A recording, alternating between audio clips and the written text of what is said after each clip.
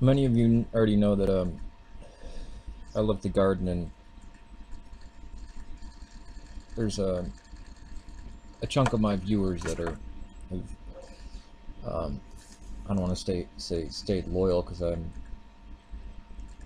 but have it followed me from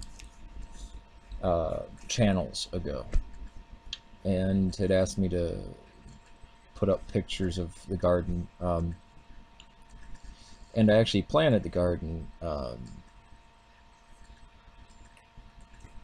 between late April and early May, and just saw what would stick, through the frost, stuff I was starting, because I'd start bulk of stuff in seeds, but I have less and less space each year because the trees grow higher and shade out the area.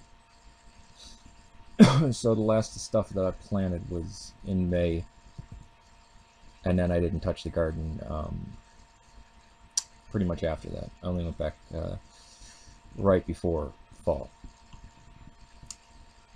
You guys know why. But I'd figure I'd put this up better late than never. A treat for those people who would ask about it. These are the beans, the green beans that I've been growing for 16 years. And what I do is I don't put them in any type of, I don't do anything with the soil. I mean, because we get some very hard clay-like, we have Illinois is known for its, some of the most topsoil in the world, many places just have about 6 inches of topsoil. You get like 10 feet here sometimes, and it's crazy. But I try to grow them in the worst soil, and then I bottleneck them. I'll reduce it to a few seeds every 3 to 5 years. So it's almost like my own green bean, and the leaves actually started looking very weird. Because I'll expand out to like 300, I guess, beans actually, and then reduce it down to about 5, and then boom, kind of I don't want to say Gregor Mendel, but my own strange type of bean. I just love the way green beans grow, how strange they are. I don't necessarily like to eat them, but they're very odd. So here is the late April stage of the of what was going to be, but then wasn't,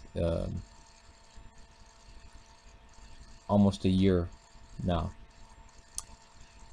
which I say that and it fills me with crazy sadness. Alright, here it is. Sorry for the lateness. So I'm doing this as a request from somebody up in Toronto. This is a little hill where the garden's going to be on. It's kind of wasteland. This is the bush, the mulberry bush that grows up, that is where all the gourds and squash and stuff hang from. This fencing may look like extreme, but there's a animal called a Betty, which is a Dudley lab, little runt that destroys everything. I actually kept these here. You might wonder why I'm not cleaning this up, but this is the stuff I grew them in, and I actually had them all on by each place, but a storm came and blew them over. As you see, there's things like raspberry bushes, some stuff that comes up. There's the chili peppers. Those are eggplants.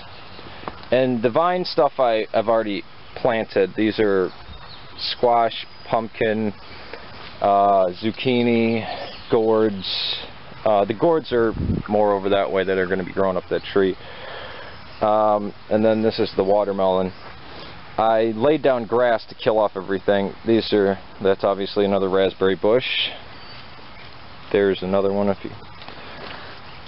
Oh yeah, I can't even see the shovel. There's another one. This was necessary to do in the wintertime before this fence was up. These are strawberries, and thank God they're protected. Or thank me, because I did that.